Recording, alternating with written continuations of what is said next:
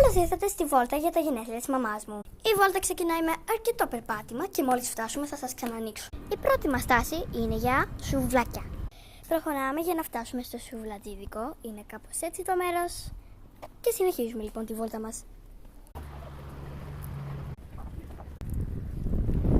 Συναντήσαμε πολλά λεωφορεία και πολλούς ανθρώπους.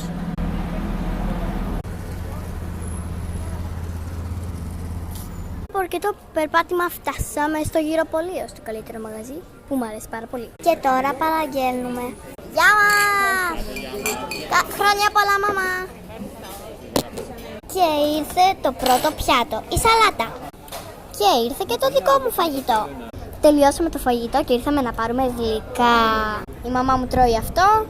Και εγώ πήρα μία πανακότα και 3 σοκολατάκια σε σχήμα δώρο. Βέβαια πως αγόρασα και ένα παιχνίδι. Part 2 που σβήνουμε την τούρτα.